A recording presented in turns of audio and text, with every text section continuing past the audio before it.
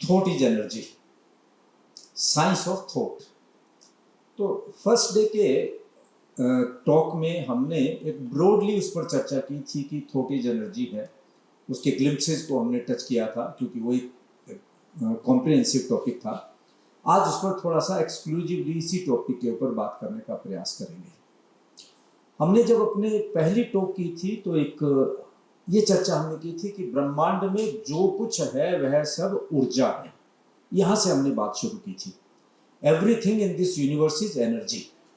जो कुछ देख रहे हैं, जो कुछ सुन रहे हैं, जो कुछ जान रहे हैं, जो कुछ नहीं जान रहे हैं, वह सब कुछ ऊर्जा है। और ये फिजिक्स का एक फंडामेंटल रूल है कि ऊर्जा कभी समाप्त नहीं होती है, उसका केवल स्वरूप बदलता है। E=mc² होता है। पेड़ है, जल करके धुआं बन जाएगा, आग बन जाएगा, राख बन जाएगा, उसका केवल प्रारूप बदला है। स्पेस में मिल गया, मिट्टी में मिल गई, ऊर्जा अग्नि में मिल गई, और फिर उसका चक्र शुरू हुआ, फिर दोबारा उससे कुछ निर्माण शुरू हो गया। प्रकृति का ये चक्र चलता रहता है। कोई चक्र जो है इतना छोटा हो सकता है कि बर्फ से पानी, पानी से बर्फ बना, और कोई चक्र बहुत बड़ा हो सकता है जिसमें लाखों करोड़ों अरबों साल लग जाए, लेकिन है वही प्रकृति का चक्र। उस नियम में कहीं कोई अंतर नहीं आता है। यह हमने पहले दिन जानने की कोशिश की थी। दूसरे बात फिर हमने जब ये चर्चा की तो हमने ये कहा कि मैं बोल रहा हूं, यह भी तो ऊर्जा है। इसकी चर्चा हमने की थी। मेरी आवाज आप तक पहुंच रही है तो साउंड इज एनर्जी। मैं बोल रहा हूं, जब हमें एनर्जी का सिद्धांत मालूम हुआ तो ये पता लगा कि मेरी आवाज साउंड इज एनर्जी। तो जो बोला जा रहा है उसको इलेक्ट्रॉनिक वेव्स में, इलेक्ट्रोमैग्नेटिक वेव्स में कन्वर्ट किया, और फिर उनको टेलीफोन के माध्यम से हमने ट्रांसफ़र कर दिया, क्योंकि हमें समझ में आ गया कि ऊर्जा का सिद्धांत कैसे काम करता है। तो यहाँ पर भी वही ऊर्जा का सिद्धांत लगाया जो बाकी जगह लगाते हैं। जैसे इलेक्ट्रिसिटी को ट्रांसफ़र करते हैं, वैसे ही हमने साउंड की ऊर्जा को भी ट्रांसफ़र किया। और साउंड की ऊर्जा को ट्रांसफ़र करते करते हम लोग पहले वो पुराना टेलीफोन सिस्टम पर गए थे, फिर हम लोगों ने डायल करने वाला सिस्टम बनाया। डायल भी एक तरह से ऊर्जा का स्वरूप है कि इसको ऐसे ट्रांसफ़र किया जाए। फिर मोबाइल सिस्टम पर हम आ गए। मोबाइल सिस्टम के अंदर फिर हमने टक टक टक किया, फिर ऐसे किया, और फिर बोलकर हमने नंबर डायल किया। तो बोलने से ऊर्जा बनी, उस ऊर्जा ने मोबाइल की ऊर्जा को प्रभावित किया और उससे टेलीफोन नंबर डायल हो गया। तो जो मैं बोल रहा हूं उससे ऊर्जा पैदा होती है। और पूरे मंत्र का विज्ञान, मैं थोड़ा सा इस विषय को भी, हालांकि आज का विषय नहीं है, लेकिन मैं आपको इस विषय को छू लूं थोड़ा सा, जब ये साउंड इज एनर्जी की बात हम कर रहे हैं। पूरे मंत्र शास्त्र का विज्ञान इस बात पर टिका हुआ है कि आप क्या और कैसे बोल रहे हैं। हर शब्द की ध्वनि जो हमारे मुंह से निकलती है वह एक तरह की ऊर्जा पैदा करती है, और हमारे चारों ओर उसी तरह के वातावरण का निर्माण करती है, और हमें उसी प्रकार से प्रभावित करती है। विशेष तौर से संस्कृत, प्राकृत अथवा जो हिंदी देवनागरी लिपि वाली भाषाएं हैं, और मैं समझता हूं कि भारत की अन्य भाषाओं में भी इस पर शोध हुआ होगा। मुझे ध्यान है आचार्य तुलसी, आचार्य महाश्रवण जी वर्तमान हमारे आचार्य हैं, बाहर उनका चित्र लगा है, उनके आचार्य हुए महाप्रज्ञ जी, और उनके आचार्य दादा गुरु हुए आचार्य तुलसी जी, जिन्होंने इस केंद्र की स्थापना की। वे बहुत बड़े कवि और बहुत बड़े लेखक थे। उन्होंने लाखों पद्यों की रचना की, सैकड़ों पुस्तकें लिखी। तो जीवन के उत्तर काल में उन्होंने सोचा कि मुझे अपने पूरे साहित्य को दोबारा रिव्यू करना चाहिए। तो रिव्यू करते हुए उन्होंने अपने जितने पद्यों की रचना की थी उनको सबको देखा, और उसमें उन पद्यों का जो अंत होता था उनमें अक्षरों को परिवर्तित किया, शब्दों को परिवर्तित किया, क्योंकि उन्होंने कहा कि अरे यह तो लिखते लिखते दग्धाक्षर आ गया। क्या आ गया? दग्धाक्षर। अक्षर को दग्ध करने वाला अक्षर होता है जिसका कभी क्षय नहीं होता, इसलिए हम उसे अक्षर बोलते हैं। अंग्रेजी में जिसे अल्फाबेट बोलते हैं, हम अल्फाबेट नहीं बोलते, हम अक्षर बोलते हैं। मतलब जिसका कभी क्षय नहीं होता, जो कभी समाप्त नहीं होता। हमने जो बोला उससे जो ऊर्जा पैदा हुई, वह ऊर्जा कभी समाप्त नहीं होती, वह ऊर्जा पैदा होती है। अब अगर ऊर्जा पैदा होगी तो ऊर्जा किसी भी रूप में पैदा हो सकती है। वह पॉजिटिव एनर्जी भी हो सकती है, वह नेगेटिव एनर्जी भी हो सकती है। जो केमिस्ट्री का स्टूडेंट है, भाई साहब आप बैठे हैं पीछे, आप साइंस के विद्यार्थी हैं, केमिस्ट्री का विद्यार्थी है, वो 123 एलिमेंट होते हैं लगभग, अब तक साइंस ने जो खोज किया है। तो जितना पदार्थ हमें दिखाई दे रहा है वो कैसे बना है? वो उन 123 एलिमेंट का मिक्स है। भारतीय परंपरा में कहते हैं पृथ्वी, पानी, अग्नि, वायु, आकाश, और केमिस्ट्री का स्टूडेंट कहेगा 123 एलिमेंट। तो हाइड्रोजन के 2 और ऑक्सीजन का 1 मिला तो H2O से पानी बन गया। तो हर तरह का जो भी कुछ पदार्थ हमें दिखाई दे रहा है उसकी कुछ न कुछ केमिस्ट्री है। वो 1:2 मिलियन हो सकता है, 1:2 हो सकता है, 1:5 हो सकता है। उनका न जाने कितने millions and billions of combinations होंगे, लेकिन जो कुछ हमें दिखाई दे रहा है वो उससे निर्माण हुआ। वही बात हमारे अक्षर के ऊपर लागू होती है कि हम जो बोल रहे हैं उन अक्षरों का क्या क्या कॉम्बिनेशन बैठा है। तो हर अक्षर को आप एक एलिमेंट मान लीजिए। जो केमिस्ट्री के अंदर 123 एलिमेंट हैं, तो वैसे हर अक्षर को एक एलिमेंट मान लीजिए, और हर अक्षर मिलकर के, हर अक्षर अपने आप में एक एलिमेंट है। तो इसलिए कहते हैं कि हर अक्षर अपने आप में एक मंत्र है, और जब उन अक्षरों को मिला दिया जाता है तो फिर एक नए पदार्थ का निर्माण होता है, नई केमिस्ट्री बनती है, नई चीज का निर्माण होकर हमारे सामने आता है। जो केमिस्ट है उसको मालूम है कि कौन कौन से केमिकल मिलाए जाने चाहिए, तो उससे क्या निर्माण होगा और उससे क्या प्रभाव होगा। तो उसको हम फार्मासिस्ट भी कह देते हैं। तो वो उससे दवा का निर्माण करता है। तो इसीलिए जो अक्षर का, शब्द का विज्ञान रखने वाला का जानकारी रखने वाला है, तो वह भी उसके निर्माण की प्रक्रिया जानता है, और उसके आधार पर वह मंत्रों का निर्माण करता है। जैन परंपरा में मंत्र है नमो अरहंताणम, नमो सिद्धाणम, नमो आयर्याणम, नमो वज्झायाणम, नमो लोये सव्वसाहुणम। ण की आवाज बहुत उसमें हो रही है, उसका एक अपना महत्व है। अणा से शुरू होता है, अणा पे समाप्त होता है, और सभी का आखिर में नम, तो एक ऊर्जा पैदा होती है। तो कब तालु मिला, कब होठ हिले, एक और किस तरह की साउंड पैदा हुई, उसका एक अपना प्रभाव होता है। वैदिक परंपरा में ओम भूर्भुवः स्वः तत्सवितुर्वरेण्यं भर्गो देवस्य धीमहि धियो यो न प्रचोदयात्। इस्लामिक परंपरा के अंदर भी वो ऐसे अक्षरों का उपयोग करते हैं। तो वो एक मंत्र शक्ति पैदा करता है। उसी का जो शब्द की ऊर्जा का नाम मंत्र शक्ति है। कुछ अक्षरों को बीज मंत्र कहा जाता है। ओम बीज मंत्र है, बहुत बहुत ज्यादा पावरफुल होते हैं, विशिष्ट वो प्रभाव रखते हैं। श्रीम, क्लीम, रीम। रीम जो है वह नेगेटिव एनर्जी को समाप्त करने वाला है। श्रीम जो है वो हमारी ऐश्वर्य संपदा को बढ़ाने वाला है। जैसे क्लीम, ब्लूम, ड्रॉम, रोम, ऐसे बहुत से मंत्र हैं। तो वो जो इसके विशेषज्ञ हैं वो इसकी पूरी जानकारी रखते हैं। अपना जानने का केवल इतना है कि जो भी ध्वनि हम निकालते हैं, जो भी शब्द हम बोलते हैं, वह एक विशिष्ट ऊर्जा पैदा करता है, और वह हमारे ऊपर एक विशिष्ट प्रभाव डालता है। तो आचार्य तुलसी ने कहा कि यह तो दग्धाक्षर हो गया, और दग्धाक्षर अगर होगा तो लेखक को नुकसान करेगा। यहां तक मान्यता है कि लेखक की मृत्यु हो सकती है। तो उन्होंने उस सब को पूरे को रिव्यू किया और उसमें से दग्धाक्षरों को हटाया।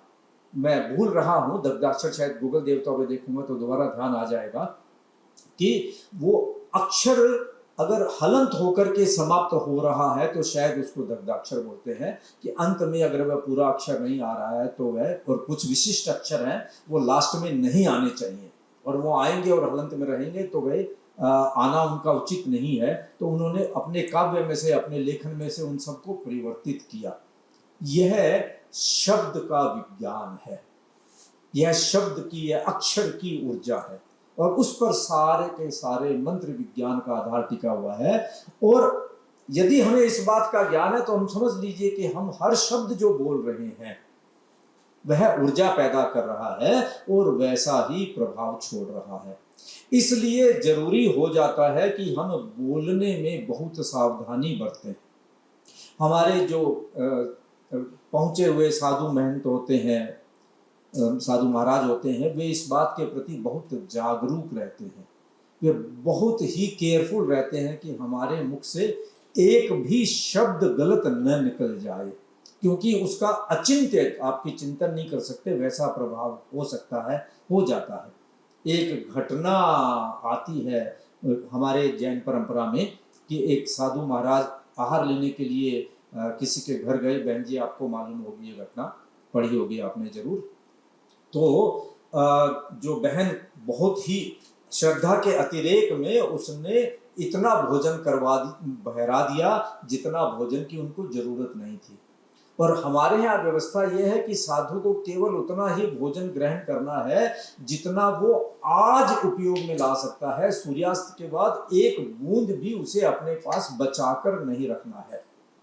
और अतिरिक्त भोजन उसने लिया और उसका वह उपभोग नहीं कर पा रहा है तो उसे पाप माना गया है। तो जब बहन ने अतिरेक कर दिया तो साधु महाराज को बुरा लग गया है। तो हम आपकी हमारी तरह ही व्यक्ति, तो उनके मुंह से निकल गया, देख नहीं रही अंधी हो गई हो क्या? वो बहन दूसरे दिन अंधी हो गई।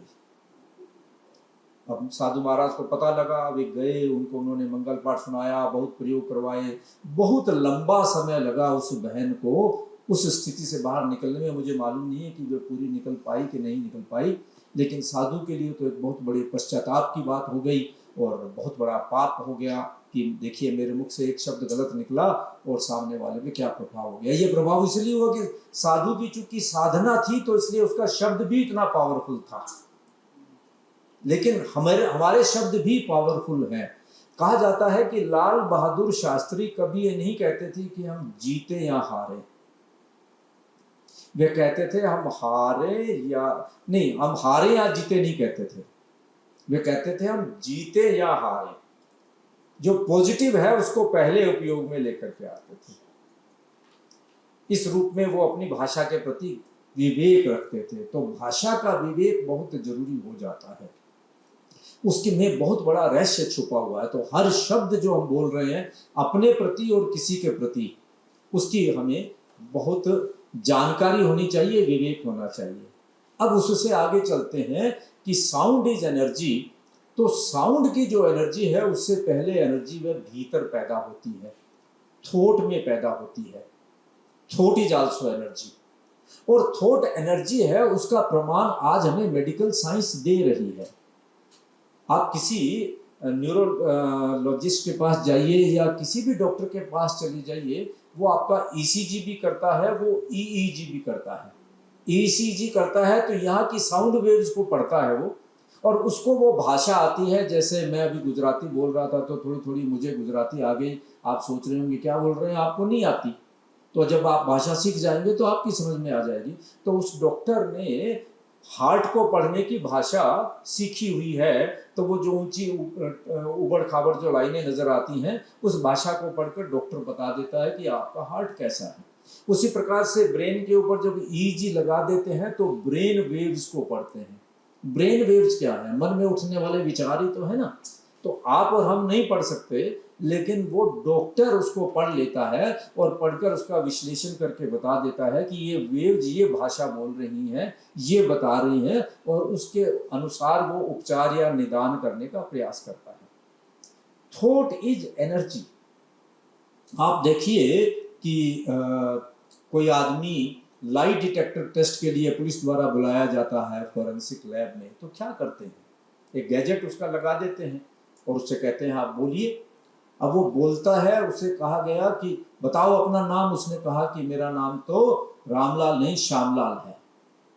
झट से कंप्यूटर ने पकड़ लिया, उस गैजेट ने पकड़ लिया कि ये झूठ बोल रहा है, क्योंकि ब्रेन वेव्स में डिफरेंस आ जाएगा। भीतर से वह जानता है कि मैं अपना नाम झूठ बता रहा हूं, जुबान से नाम कुछ और निकल रहा है।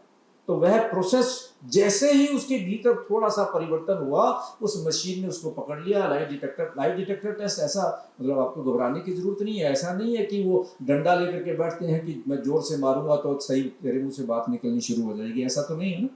वो तो यही है कि आप लगाया और जैसे आप झूठ बोलेंगे तो लाइट डिटेक्टर टेस्ट कहेगा कि नहीं, आप सही नहीं बोल रहे हैं, उसकी तरंगे बदल गई हैं। तो ये जो मन से उठने वाली तरंगे हैं वह भी एक भाषा है। और एक मजे की बात क्या है कि जो जितना सूक्ष्म है, जो जितना सटल है, वो उतना ही ज्यादा पावरफुल है। जो जितना ग्रोस है उसकी पावर उतनी कम है। हम जो दिखाई देता है उसकी शक्ति ज्यादा मानते हैं। मूल में जो दिखाई नहीं दे रहा, जो सूक्ष्म स्तर पर काम कर रहा है, उसकी शक्ति ज्यादा है। अल्ट्रासाउंड करते हैं। अल्ट्रासाउंड क्या है कि साउंड की बहुत ही बारीक वेव्स, और उसके माध्यम से, अल्ट्रासाउंड के माध्यम से डॉक्टर हमें बता देता है कि पेट में क्या खराबी है, सीने में क्या खराबी है, आपके अंदर भीतर क्या हो रहा है। वो बाहर की बड़ी वेव से नहीं मालूम होता, अल्ट्रासाउंड वेव से मालूम होता है। अल्ट्रा वेव्स भेजकर जो प्रयोग किए जाते हैं वो दूसरी वेव्स के माध्यम से नहीं होता, दे आर मोर पावरफुल। तो ऐसे ही जो ब्रेन वेव्स हैं, they are far more powerful than what we see. हम सोचते हैं कि हमने बहुत जोर से आवाज कर ली तो पावरफुल हो गया, ऐसा नहीं है। अंदर वाली वेव्स जो प्रभाव छोड़ रही हैं वो शायद बाहर वाली छोड़ती ही नहीं, ही भीतर जो काम हो जाता है वो बाहर हो ही नहीं पाता है। तो एवरी थॉट इज एनर्जी। केवल साउंड एनर्जी नहीं है, केवल मैटर एनर्जी नहीं है, एवरी थॉट इज एनर्जी। और इस एनर्जी के कुछ विशिष्ट नियम हैं। पहला नियम तो एनर्जी का ये है, थॉट की एनर्जी का, कि जिस क्षण आप जिस भी चीज के बारे में सोच रहे हैं उसकी उस एनर्जी के साथ आप जुड़ जाते हैं और उसका प्रभाव आप पर होना शुरू हो जाता है।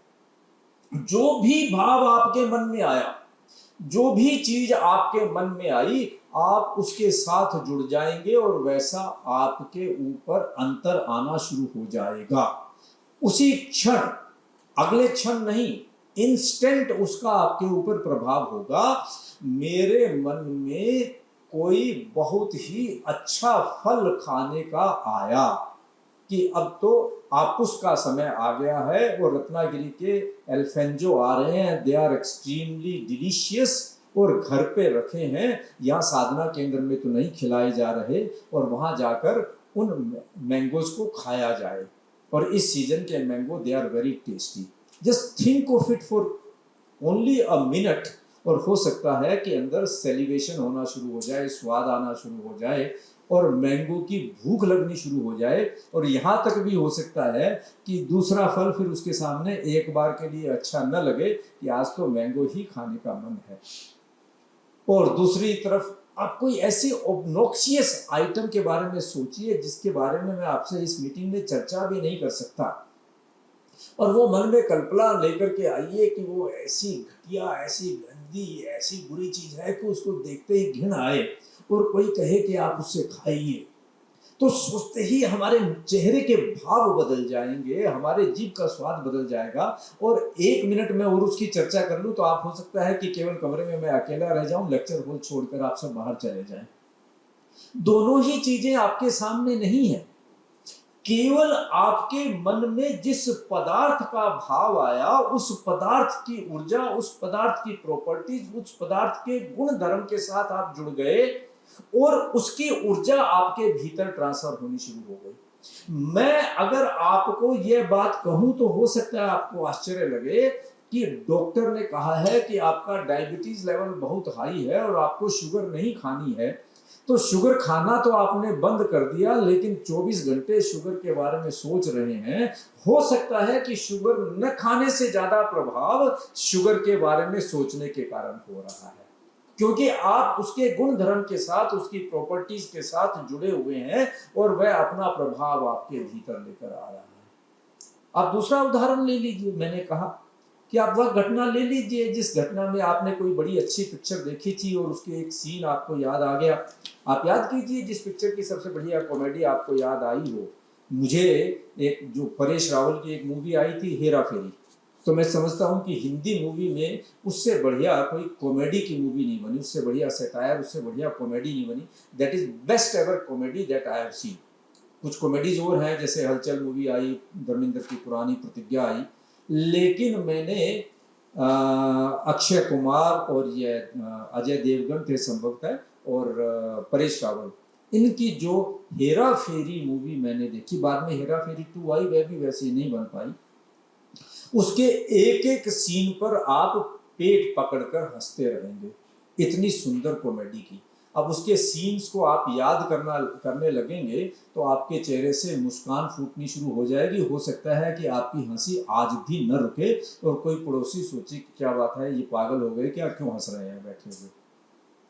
और उसके बदले में आप वो सीन सोचिए, आपको 1 मिनट के लिए याद कर लीजिए कि पहलगाम में जो हुआ, और आप सीन याद कीजिए कि एक व्यक्ति वहाँ सामने बैठा हुआ है और उसको जो है वो एक टेररिस्ट है, और वो उसकी पत्नी के सामने जो उसके पास खड़ी है उसके सिर में गोली मार दे रहा है, वो तड़प के पड़ गया है, उसकी पत्नी रो रही है, और कितना कितना विभत्स आपके सामने सीन है। करते ही हमारे चेहरे के, हमारे मन के सारे भाव बदल गए।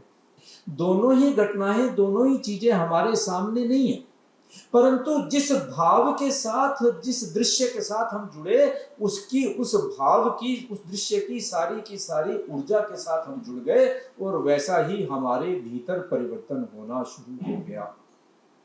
तो थॉट इज एनर्जी का यह सबसे महत्वपूर्ण नियम है कि जिस क्षण, जिस वस्तु के साथ या जिस भाव के साथ हम जुड़ते हैं, वैसा ही परिवर्तन हमारे भीतर होना शुरू हो जाता है।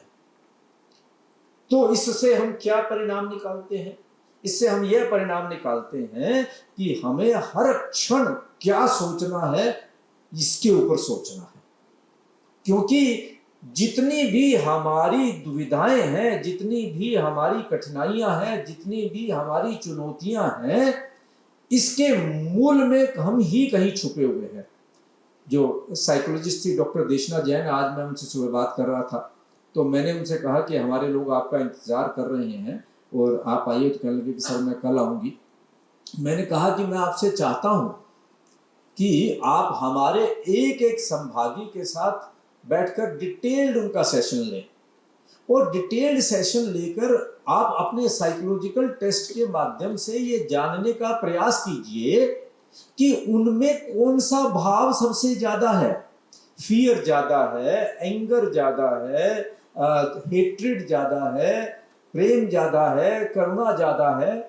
क्योंकि हर बीमारी का मूल उस भाव में कहीं ना कहीं छुपा हुआ है, जो हर क्षण हमारे भीतर बना हुआ है। और वो केवल एक नहीं होगा, सभी भाव तो हैं, लेकिन उनके अनुपात में अंतर होगा, उनके प्रोपोर्शन में अंतर होगा। तो मैंने कहा उनसे कि आप अपने साइकोलॉजिकल टेस्ट के माध्यम से इसको एग्जामिन कीजिए, and let it be a matter of research for us. क्योंकि आज वेस्टर्न साइंस ने इस बात को इस्टेब्लिश कर दिया है। कल मैं किसी बहुत बड़े कार्यक्रम में गया हुआ था और वहां एक महिला बैठी थी, तो उन्होंने मुझसे प्रश्न किया कि क्या आपके मेडिटेशन में कैंसर का इलाज है, वे कैंसर सर्वाइवर है। मैंने कहा हाँ और नहीं। तो कहने लगे हाँ और नहीं आप दोनों कैसे कह रहे हैं। मैंने कहा नहीं तो इसलिए कि आप कहेंगे कि जो जिस ढंग से आजकल मेडिसिन पर रिसर्च हुई है और उनके द्वारा उन्होंने कीमोथेरापी या सर्जरी के माध्यम से इलाज किया है, वैसा प्रमाण आप मुझे लाकर दीजिए। तो वह प्रमाण तो मेरे पास अभी उपलब्ध नहीं है। हाँ, इसलिए कि आज मेडिकल साइंस ने इस फिनोमिना को एक्सेप्ट करना शुरू कर दिया है कि 95% बीमारियां साइकोसोमेटिक डिसऑर्डर हैं, वे उसी से पैदा हुई हैं और उसी से समाप्त की जा सकती हैं। लुइस हे पश्चिम की एक बड़ी शोधकर्ता कहूंगा कि मैं हुई हैं। लुइस हे को बहुत जबरदस्त समस्या थी हेल्थ की, बहुत जबरदस्त समस्या, और उस समस्या के लिए फिर उन्होंने भीतर जाकर ध्यान करना शुरू किया। जो हम कर रहे हैं वही प्रयोग। मैंने कहा ना आप पहले भी कि फिजिक्स तो सभी की सेम है, केवल डिलीवरी करने का तरीका अलग अलग है। और उस अंग पे जाकर उन्होंने ये बार बार भाव करना शुरू किया, यह ऊर्जा देनी शुरू की कि यह मेरा अंग स्वस्थ हो रहा है, स्वस्थ हो रहा है, स्वस्थ हो रहा है, स्वस्थ हो रहा है। विजुलाइज करना शुरू किया, अपने मन में चित्र बनाना शुरू किया और वे पूर्णतः स्वस्थ हो गई। और पूर्णतः स्वस्थ होने के बाद उन्होंने दो काम किए। उन्होंने एक फाउंडेशन की स्थापना की जिसका नाम है हे फाउंडेशन, और हे फाउंडेशन ने इस विषय से संबंधित जितना भी अनुभव था उनके ऊपर साहित्य को पब्लिश करने का काम किया, जो ग्लोबल लेवल पर सेल हुआ। तो अभी लुईज हे पिछले 2-3 साल पहले वे देवलोक हो गई, लेकिन उनके साहित्य को हे फाउंडेशन द्वारा जो पब्लिश साहित्य है उसको आप देख सकते हैं। और उन्होंने एक पुस्तक पब्लिश की, I think that was one of the best seller. Louise Hay की पुस्तक थी healing your body, heal your body या healing your body, You can heal yourself. Heal yourself या heal your body, heal You yourself, can heal yourself. Heal yourself आपने पढ़ी हुई जरूर। उस पुस्तक केवल इतनी पतली सी पुस्तक है और उस पुस्तक में उन्होंने 400 बीमारियों का जिक्र किया। मेरे ख्याल में कोई डॉक्टर 400 बीमारियों का इलाज तो जानता ही नहीं, कोई एक डॉक्टर 400 बीमारियों का इलाज नहीं जानता, वो 5, 7, 10, 20 का स्पेशलाइजेशन किया हुआ है। उन्होंने 400 बीमारियों का जिक्र किया और उसमें यह बताया, पहले कॉलम में ये बीमारी का नाम, दूसरे कॉलम में कि इस बीमारी का संभावित कारण किस प्रकार का भाव है। यह बीमारी हेट्रेड के कारण होती है या फियर के कारण होती है या एंगर के कारण होती है या जिलेसी के कारण होती है या लस्ट के कारण होती है या ग्रीड के कारण होती है, और उसका संभावित उपचार कि मैं अपने विचार श्रृंखला में, अपने थॉट प्रोसेस में क्या चेंज लेकर आऊं जिससे मेरे इस बीमारी का उपचार हो सके। बस वह किताब केवल इतनी सी ही है, लगभग 100 पृष्ठ से कम की पुस्तक है, and it became one of the best seller in the world. तो थॉट इज एनर्जी, इस विज्ञान को हम इससे समझ सकते हैं। मैंने चर्चा कई बार मैं करता हूं कि ध्यान की परंपराओं में टेस्ट होता है, जैसे मैंने कहा कि मैट्रिकुलेशन का टेस्ट होता है, ग्रेजुएशन का टेस्ट होता है, यूपीएससी का टेस्ट होता है। तो are you a qualified meditator और नॉट, तो उनसे कहा कि अत्यंत गर्मी में जाकर बैठ जाइए और आप ठंडी चीज का, ठंडे वातावरण का ध्यान कीजिए और आपको कभी छूटनी चाहिए, अथवा -40 डिग्री में बैठ करके और आपने वस्त्र भी उतार दिए और रात्रि का समय भी चुन लिया और अब आप प्रयास कीजिए कि आपको पसीने छूट जाएं, और वो पसीने छूट जाते हैं। ये प्रयोग होते हैं क्योंकि उस वक्त आप अगर सूर्य की ऊर्जा का, केवल अग्नि की ऊर्जा का आप अगर ध्यान कर रहे हैं और उसकी ऊर्जा के साथ जुड़ रहे हैं, तो बाहर पहने हुए वस्त्र जो हैं उनसे जो गर्मी मिलती है उससे कई ज्यादा गुना गर्मी आपको उस ध्यान करने से मिल रही है। तो हमें विचार की इस ऊर्जा का, विचार की इस ऊर्जा का महत्व समझना होगा। ध्यान की परंपरा में यह बात आपको बार बार कही जाती है, जब हम आपको प्रयोग करवाते हैं तब बार बार कहते हैं कि जब आप घुटने से गुजर रहे हैं, घुटने पर ध्यान कर रहे हैं और वहां आपको कहीं अकड़न जकड़न किसी प्रकार का दर्द महसूस हो रहा है, तो आप घुटने पर कुछ देर के लिए रुक जाइए और घुटने को देखिए। उससे क्या होगा? घुटने को देखने से क्या होगा? तो ऊर्जा का जो ये नियम है, जहां चित्त वहां प्राण, जहां थॉट वहां एनर्जी, तो उस आपकी जो पूरी की पूरी ऊर्जा है वो घुटने पर चली गई। और बीमारी का योग विज्ञान में नाम क्या है? ऊर्जा की कमी, ऊर्जा का असंतुलन बीमारी, ऊर्जा की पूर्ति, ऊर्जा का संतुलन स्वास्थ्य। स्वास्थ्य विज्ञान में भी हमने यही तो देखा था कि प्राण ऊर्जा का संतुलन, प्राण ऊर्जा की पूर्ति स्वास्थ्य, प्राण ऊर्जा का असंतुलन, प्राण ऊर्जा की कमी बीमारी। तो इसी प्रकार से जहां जहां हमें असंतुलन कमी दिखाई दे रही है, वहां यदि हमने अपने चित्त को केंद्रित किया तो वहां ऊर्जा का प्रवाह शुरू हो जाएगा और वह अपने आप ठीक होना शुरू हो जाएगा। आप यह प्रयोग अपने ऊपर करके देख सकते हैं कि जहां आपको दर्द महसूस हो रहा हो वहां जाकर के चित्त को एकाग्र करें, लेकिन चित्त एकाग्र होना चाहिए। अब आपने कहा कि मैं देख रहा हूं, लेकिन 1 मिनट में 40 की जगह वो बुलेट ट्रेन की तरह से थॉट दौड़ रहे हैं, तो फिर कोई पेंटिंग नहीं बनेगी, डॉट डॉट डॉट से केवल दीवार खराब हो जाएगी। पेंटिंग तब बन पाएगी जब एक क्रम से एक विचार आ रहा है, एक उसका निश्चित प्रमाण है, उसके मुताबिक एक चित्र तैयार हो रहा है।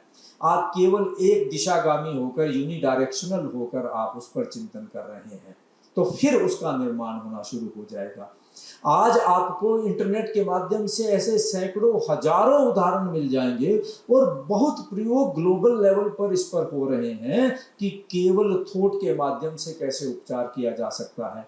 आपने ब्रूस लिप्टन का जिक्र किया, और ब्रूस लिप्टन की पुस्तक बायोलॉजी ऑफ बिलीफ में वो प्लेसिबो और नेसिबो इफेक्ट की चर्चा करते हैं कि दो ग्रुप ऑफ पेशेंट्स लिए गए और एक को दवा दी गई और एक को दवा नहीं दी गई, और उनको कहा गया कि आपको दवा दी गई है, आपको भी वही दवा दी जा रही है, और दोनों पे प्रभाव एक जैसा देखने को मिला, क्योंकि उसके मन में चिंतन में यह आया, this is a scientific study.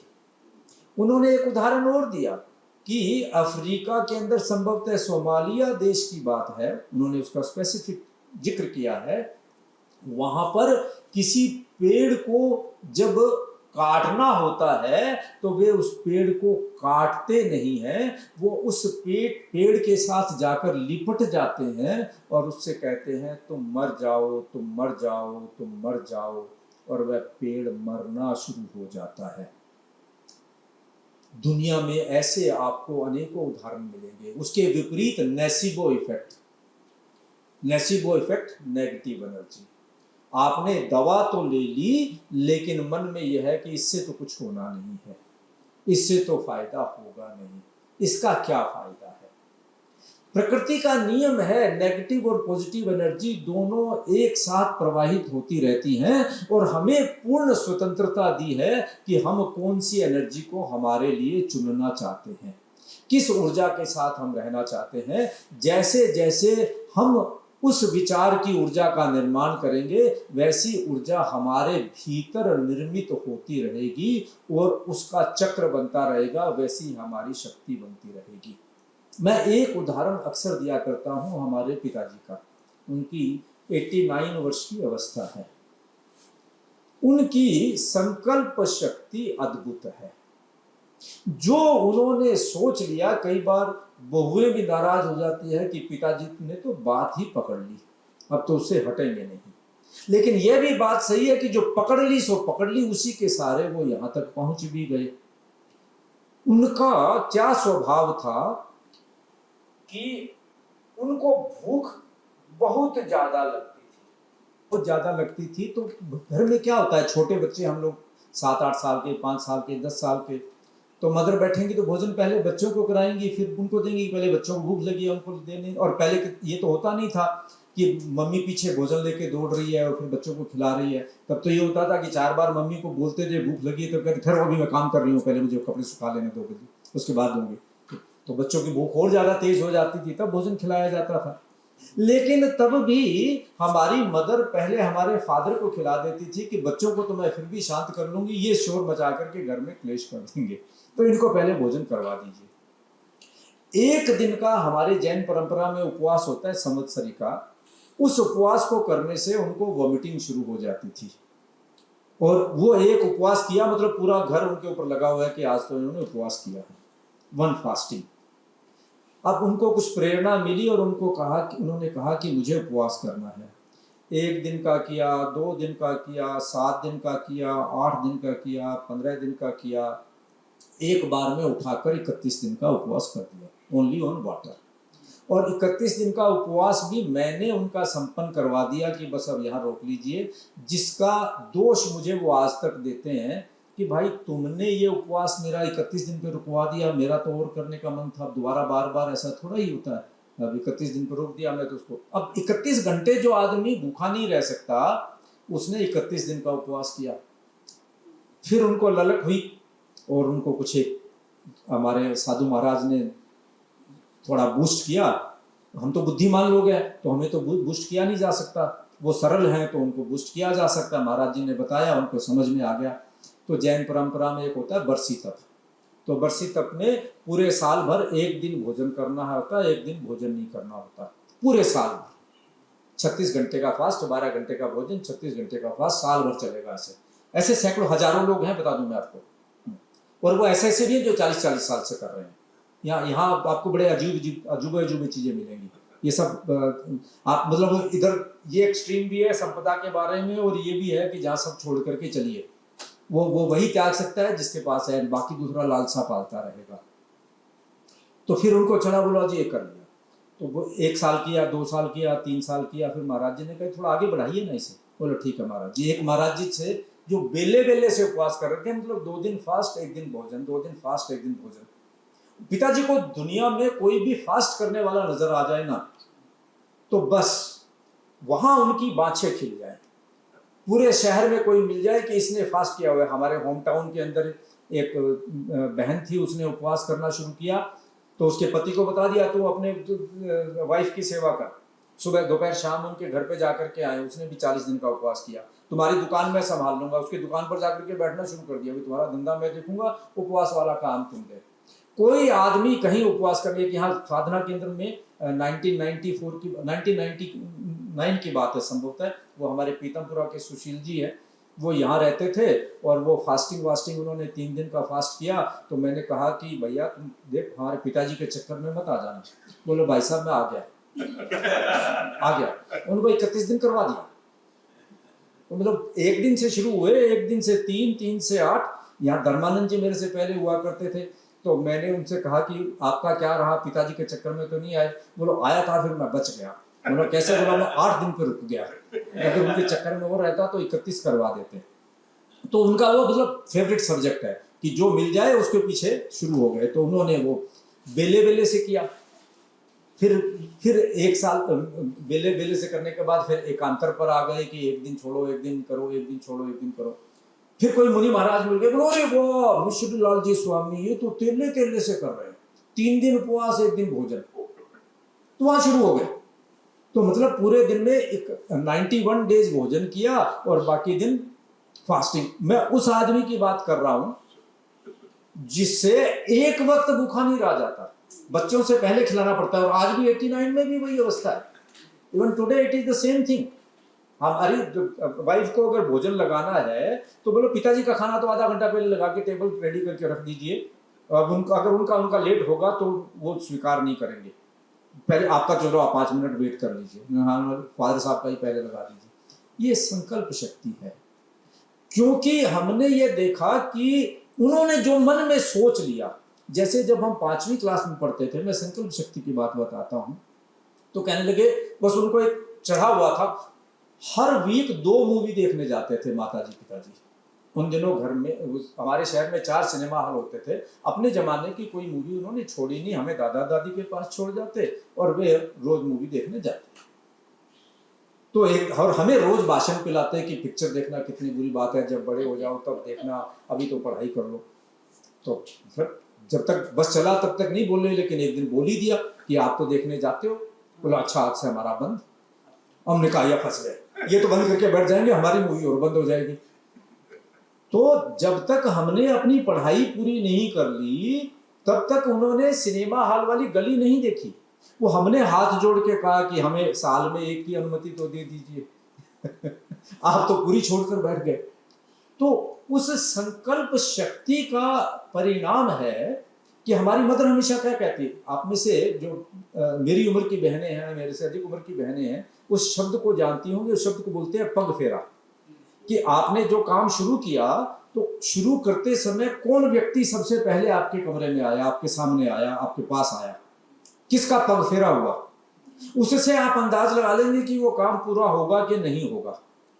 तो अगर मदर ने काम शुरू किया या किसी ने शुरू किया, बोलो कि ये तो तुम्हारे पिताजी का पग फेरा हो गया, नहीं चाहूंगी तो भी पूरा होके रहेगा। और XYZ भी है घर में, बोला ये पता नहीं किसका पग फेरा हुआ, ये काम पूरा होने का नाम ही नहीं ले रहा। यह उनकी संकल्प शक्ति का प्रभाव है, एक दिशा यूनिडायरेक्शनल उनकी जो रिजोल्यूशन है कि जो सोच लिया उसके पीछे यूनिडायरेक्शनल हो गए चले गए, तो वो उन्होंने फिर पूरा कर दिया। मैं आपने संकल्प शक्ति की बात की है, मैं आपसे थोड़ा व्यक्तिगत हो जाता है, लेकिन केवल आपकी इस बात की पूर्ति के लिए कि 1947 के पार्टीशन में हमारा सब कुछ वहाँ छूट गया था। मतलब हमारी जो है दादाजी की बड़े ज्वेलरी की और वो कपड़े की, उन दिनों कपड़ों का व्यापार अच्छा व्यापार माना जाता था, तो उनकी दुकानें होती थी, सब वो पाकिस्तान में छूट गया। यहाँ आकर के सड़क की पटरी के किनारे बैठ करके बाजार से 10 कपड़े के थान उधार लेकर के और ऐसे बेचने से शुरू की। दादी ने हमारी सिलाई बुनाई की, कढ़ाई का काम किया, वहाँ से हमारे पिताजी का और उनका पालन पोषण हुआ, ताऊ जी का पालन पोषण हुआ, 2 पीढ़ियां लग गई वहाँ से रिकवर। ऐसे सैकड़ों हजारों लोग हैं हमारे बॉर्डर एरिया में। अब वो थे तो एक मतलब सेठ साहूकार के बेटे, और सडनली ऐसी स्थिति आ गई कि रोज दादी कमा के लाती, रोज राशन खरीद के लाते, और रोज उससे वो शाम को घर में खाना बनता। ये स्थिति तो वो उन्होंने अब उस चीज से रिकंसाइल करना तो बड़ा मुश्किल काम था। तो संघर्ष चलता रहा। तो उनका यह था कि मेरे बेटों को मुझे कुछ ना कुछ बनाना है। तो फिर उन्होंने अब लेटर पार्ट ऑफ लाइफ में हमें मालूम हुआ कि उन्होंने अनेक संकल्प मन में धारण किए। ब्रह्मचर्य का संकल्प लिया, दिगंबर साधना कमरे में बैठ कर के करते थे कि मुझे बेटों को वहां पहुंचाना है। वो 10वीं में 3 बार फेल हुए थे, बेटों को उन्होंने IRS बना दिया। तो हम तो मानते हैं कि ये सारा का सारा उनकी संकल्प साधना का है कि उन्होंने सोच लिया, उससे फिर कभी उन्होंने झांक कर के पीछे मुड़कर नहीं देखा। थॉट इज एनर्जी और थॉट ही संकल्प है। तो जो रिजोल्यूशन आपने कर लिया, उस रिजोल्यूशन के ऊपर आप आगे बढ़ते चले गए, प्रकृति आपके लिए वैसी ही व्यवस्था करती है। आप अपने चारों तरफ मुड़कर देख लीजिएगा, अपने ऊपर भी और अपने साथ वाले लोगों के ऊपर भी, और आपको कहीं बाहर जाने की, कोई साहित्य पढ़ने की और किसी दूसरे से उपदेश लेने की जरूरत नहीं है। और आप देख पाएंगे कि एक व्यक्ति जो संकल्प शक्ति का धनी है, जिसका रिजोल्यूशन बहुत स्ट्रोंग है, उसके काम पूरे होते हैं, और उसके साथ आप लग जाएंगे तो आपके काम भी पूरे हो जाएंगे। उसके विपरीत दूसरा व्यक्ति जिसके संकल्प शक्ति कम है, उसके साथ आप लगेंगे, यदि उसकी संकल्प शक्ति संकल्प पूरा न करने की आपसे ज्यादा है, तो आपके संकल्प भी अधूरे रह जाएंगे। और यह आपके सामने, आपके साथ ही हर वक्त होता हुआ दिखाई दे जाएगा कि किसका रिजोल्यूशन मजबूत है, कौन अपने ऊपर ज्यादा टिका हुआ है। जिसका मजबूत है वह सफल होगा, और जिसका मजबूत नहीं है वह पीछे रह जाएगा। पॉजिटिव या नेगेटिव किसी साइड में कौन किसको प्रभावित कर पाता है, यह उसके ऊपर अंतर करेगा। तो थॉट इज एनर्जी, और जिस क्षण आप जिसके बारे में सोचते हैं, जिस भाव के बारे में सोचते हैं, वैसी ऊर्जा पैदा होनी शुरू हो जाती है। Negative thought negative energy, positive thought positive energy. Negative thought आएगा तो नेगेटिव ऊर्जा पैदा होगी, पॉजिटिव थॉट आएगा पॉजिटिव ऊर्जा पैदा होगी। नेगेटिव थॉट आया, क्रोध का भाव आया, क्रोध बाहर दिखाई नहीं दे रहा, लेकिन क्रोध का भाव आया तो उसी क्षण उसने अपना प्रभाव दिखाना शुरू कर दिया। हमारे भीतर वैसे ही हार्मोनल चेंजेस होने शुरू हो गए, वैसे ही टॉक्सिक्स रिलीज होने शुरू हो गए, वैसा ही उस विष में पैदा होकर के हमारे भीतर अलग अलग रोग पैदा, उसका एक अलग विज्ञान हो जाएगा कि किस प्रकार से हमारी नसें सिकुड़नी शुरू हो जाएगी, कैसे हमारे रक्त का प्रवाह अवरुद्ध होना शुरू हो जाएगा, किस प्रकार से हमारे न्यूरोट्रांसमीटर्स के ऊपर उसका इफेक्ट होना शुरू हो जाएगा, किस प्रकार से हमारे डाइजेस्टिव सिस्टम के ऊपर उसका दूसरा प्रभाव होना शुरू हो जाएगा। भोजन की हमारी जो डाइजेस्टिव चीजें हैं वो गड़बड़ होनी शुरू हो जाएंगी। तो पॉजिटिव लिया, उसी प्रकार से अंतर आना शुरू हो गया। ब्याह शादी में जाते हैं घर में, और सब लोग हंसी खुशी का माहौल होता है, दुगना खा लेते हैं फिर भी स्वस्थ रहते हैं, और यहाँ जो है कहते हैं कि पानी पी रहे हैं तो भी नहीं पच रहा, गड़बड़ हो रहा है मामला, कभी एसिडिटी हो जा रही है, कभी। केवल भावों का अंतर आया। Negative thought negative energy, positive thought positive energy. जिस क्षण आप जिस चीज को सोचेंगे उसकी ऊर्जा के साथ जुड़ जाएंगे, वैसा प्रभाव होगा। हमारा सारा का सारा प्रयोग उस पॉजिटिव एनर्जी को पैदा करने का प्रयोग है, और इसी के लिए हम बार बार पहला प्रयास तो यह कर रहे हैं कि कैसे हमारे विचारों की संख्या कम हो, और फिर विचारों की संख्या को कम करने के बाद उसे एक हम दिशा दे सकें। आपको स्वास्थ्य की अनुप्रेक्षा करवाई जा रही है, अजय जी स्वास्थ्य की अनुप्रेक्षा चल रही है, तो यह केवल ऐसा कोई बाहरी प्रयोग नहीं है, ये कोई ऐसी छोटी मोटी कोई क्रोसीन नहीं है। This is the most powerful thought, this is the most powerful thing. और आपने जो ये स्वास्थ्य की अनुप्रेक्षा सीखी, अभय की भी हो गई क्या? अभय की आपने अनुप्रेक्षा सीखी, भय का भाव रहता है हर वक्त मन में, ऐसा नहीं हो जाए, ऐसा हो जाए। और आपने कभी ये जाना ही नहीं कि जिस क्षण आपके मन में जो विचार आया वैसा निर्माण करना आपने शुरू कर दिया। यह भवन कुछ भी नहीं है, यह केवल एक थॉट से क्रिएटेड है। Thought is energy. जो रियल है वो रियल नहीं है, जो रियल नहीं है वो रियल है, जो वास्तविक है वो वास्तविक नहीं है, जो वास्तविक है वो वास्तविक नहीं है, और जो नहीं वास्तविक वो वास्तविक है। इस दीवार में स्पेस कितना है और पदार्थ कितना है उसकी हम कल्पना भी नहीं कर सकते। उसमें से स्पेस एलिमेंट को निकाल दिया जाए, इस पूरे भवन में से सारे स्पेस एलिमेंट को निकाल दिया जाए तो पदार्थ तो शायद इतना भी न बचे कि हम आंखों से देख पाए। हाँ, ये अलग बात है कि मेरी आंखें अभी केवल इस स्थूल को देखने के लिए बनी है, उस सूक्ष्म को देखने के लिए नहीं बनी है। अदरवाइज यह फिजिक्स का सत्य है कि दुनिया में अभी उसने स्टीफन हॉकिंग ने कह दिया कि पूरी दुनिया के पदार्थ जगत को मिलाकर के इकट्ठा कर दिया जाए, उसमें से स्पेस को निकाल दिया जाए तो केवल इतना ही पदार्थ बचेगा। तो है ही नहीं पदार्थ, सारा का सारा स्पेस एलिमेंट है। तो यह जो कुछ निर्माण हो रहा है, जो कुछ विध्वंस हो रहा है, वो मेरे ही अपने विचार की उत्पत्ति है। जो कुछ मेरे साथ घटित हो रहा है और जो कुछ मेरे साथ घटित नहीं हो रहा, जो मेरा संकल्प है, परिस्थितियां आएंगी, उसमें कर्मों का अपना एक योगदान है। बहुत बहुत एक्सटर्नल फैक्टर हमें प्रभावित करेंगे, लेकिन अंततः उसके लिए मैं कितनी ऊर्जा का अपना प्रयोग कर रहा हूं और मैं उसको कितनी दिशा दे रहा हूं, वो डिटरमाइन करेगा कि मुझे उसमें कितनी सफलता मिल पा रही है, कितनी सफलता नहीं मिल पा रही है। यदि आप चित्त की गहराई में जाकर विचारों को एकाग्र कर अपने मन में एक स्पष्ट चित्र बना सकते हैं कि मुझे ये चाहिए, तो वह होकर रहेगा।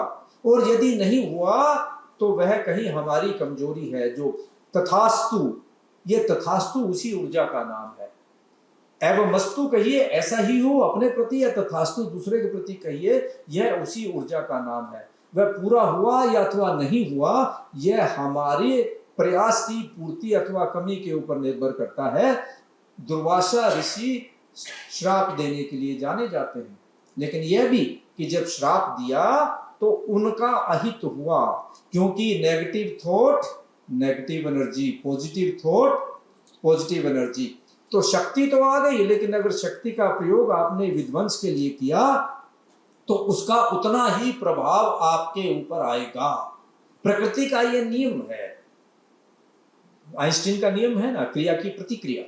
तो यह प्रकृति का शाश्वत नियम है। जो ऊर्जा आपके पास एकत्रित हुई, उसका आपने किस दिशा में प्रयोग किया, उसकी उतनी ही प्रतिक्रिया होकर के वो कहीं ना कहीं आपके ऊपर प्रभाव डालेगी। एक दृष्टांत मैं और देता हूं। हमारी इस परंपरा के पहले आचार्य हुए आचार्य भिक्षु, लगभग 300 साल पहले।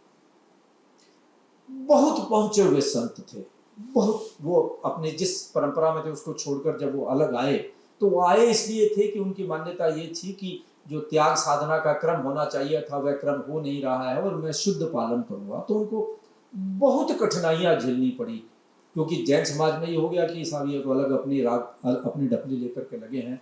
तो कोई उनको पहली रात तो उनको अलग होने के बाद शमशान में गुजारनी पड़ी, किसने स्थान ही नहीं दिया। तो वहां पर भी ये घटना आती है कि वे शमशान में, शहर में किसी ने स्थान नहीं दिया, वे शमशान में गए, शमशान में रुके हुए थे और उनके एक जूनियर साधु रात को वॉशरूम के लिए बाहर गए और आए नहीं बाहर से। तो उन्होंने कहा, भारमल उनका नाम भारमल था, आचार्य भिक्षु के शिष्य, कि भारमल क्या हुआ, आए नहीं। तो उनका गुरुदेव आकर देखिए। तो बाहर आए तो देखा कि भारमल जी बालक मुनि थे, 12-14 साल की अवस्था रही होगी, उनके पैर में सांप लिपटा हुआ था। तो आचार्य भिक्षु समझ गए, क्योंकि साधना थी बड़ी प्रबल। उन्होंने कहा कि हे देवानुप्रिय, मतलब हे देवता, तुम कौन हो? मुझे लगता है कि तुम इस बात से असंतुष्ट हो कि हम, ये जगह संभवतः तुम्हारी है और बिना तुम्हारी अनुमति के हम यहाँ आ गए हैं। तो यदि ऐसा है तो हम सुबह इस स्थान को खाली कर देंगे, केवल रात्रि के प्रवास की हमें आप अनुमति दे दीजिए और हम आपसे क्षमा याचना करते हैं। वह सांप उसके बाद छोड़कर चला गया। ऐसी कई घटनाएं रिकॉर्डेड है एक के बाद एक। तो आचार्य भिक्षु चूंकि बहुत पहुंचे हुए संत थे और एक महिला थी जो उनसे घृणा करती थी, तो आचार्य भिक्षु एक बार बहुत वो आग्रह पूर्वक आई आचार्य भिक्षु के पास कि आज तो आपको आहार मेरे घर से लेकर जाना पड़ेगा। तो आचार्य भिक्षु उनके घर आहार लेने चले गए और उसने आहार में लड्डू दे दिया। बहन जी ध्यान है आपको, आचार्य भिक्षु ने वो लड्डू लिया और आकर के अपने स्थान पर, और थोड़ी देर के बाद उनको वो भोजन ग्रहण करना था। उस वह महिला जो है लड्डू बहराने के बाद बहुत बुरी तरह से तड़पने लग गई, बहुत बुरी तरह से, कि जैसे मान लो मर ही जाएगी। उतना में उसका पति घर आ गया। उसने पूछा क्या हुआ, मुझे मालूम नहीं है कि मैं तड़पने लग गई। वो समझदार था, उसने कहा तुमने कुछ ना कुछ गलत किया है, अचानक तुम्हारे साथ हुआ, कुछ ना कुछ तुमने गड़बड़ किया है। उसने कहा कि मैंने जहर के लड्डू आचार्य भिक्षु जी को दिए। उन्होंने कहा कि तुझे तो मैं बाद में देखूंगा, पहले मुझे वहां जाने दो। वो दौड़कर वहां गया और निवेदन किया कि आपने लड्डुओं का सेवन तो नहीं किया, प्लीज उसमें जहर है, मेरी पत्नी ने आपको जहर दिया है, वो खा मत लीजिएगा, क्षमा याचना करता हूँ। तो उन्होंने कहा अच्छा ठीक है, कोई बात नहीं, हम तो साधु हैं, हो गया कोई बात नहीं, चलिए हम तुम्हारे साथ चलते हैं। उनके साथ वापिस आए, उस बहन को क्षमा याचना करवाई, उसको मंगल पाठ सुनाया, उसको मंत्रोच्चार किया, तो वो बहन स्वस्थ हुई। तो उसने पूछा कि महाराज ये इतनी जल्दी प्रभाव क्यों हो गया? तो उन्होंने कहा कि कर्म की गति बड़ी विशिष्ट है, आपके भाव कितने सघन हैं, कितने इंटेंसिव हैं, और सामने वाला व्यक्ति कितना प्रभावी है, उसके अनुसार वो उदय, उसका प्रभाव उदय में आता है। इस बहन ने एक सच्चे साधु की साधना को भंग करने का प्रयास किया, तो इस पर तुरंत असर हो गया। किसी दूसरे को देती तो संभवतः 3 जन्मों के बाद उसके ऊपर असर होता। यह कर्मवाद का सिद्धांत है।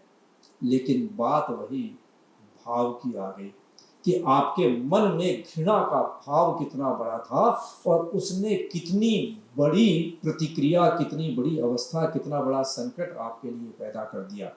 तो विचार के लिए हमें पहली बात तो पॉजिटिव थॉट रखना होगा, क्योंकि वह उसमें मेरा परम स्वार्थ छुपा हुआ है। नेगेटिव थॉट से मैं दूसरे का अहित कर पा रहा हूं, नहीं कर पा रहा हूं, इनका ओरा हो सकता है मेरे से ज्यादा मजबूत हो, लेकिन मैंने अपना अहित उसी समय शुरू कर दिया है। और दूसरी बात यह है कि मेरा जो कुछ निर्माण और विध्वंस हो रहा है वह मेरे ही विचार के कारण हो रहा है।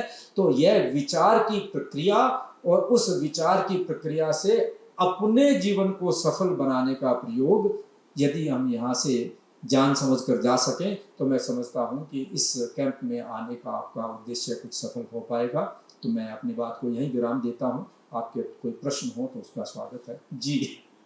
3 शब्द हैं, विल पावर जी, संकल्प और जिद, इसमें फर्क है कि नहीं? जी, विल पावर संकल्प तो एक ही शब्द है। विल पावर संकल्प है एक विचार ले लेना कि मुझे ये करना है, और उसमें जो करने की शक्ति है उसका नाम विल पावर है। शक्ति का नाम विल पावर है। उस शक्ति के बेसिस के ऊपर जो आपने विचार मन में धारा उसका नाम संकल्प है, और जिद है विवेक रहित संकल्प। पहले 2 का फिर से बताइए। पहले 2, एक है पावर और एक है उस पावर के आधार पर लिया गया विचार, थॉट। मेरी विल पावर बहुत स्ट्रांग है, और अब मैंने ये संकल्प किया कि मैं आज भोजन नहीं करूंगा, तो वो विल पावर तो मेरी शक्ति है, और जो मैंने विचार लिया, रिजोल्यूशन लिया, उसका नाम संकल्प है। और जिद, उसमें से विवेक शब्द को निकाल दीजिए, विजडम को निकाल दीजिए, तो वह जिद हो गई जी।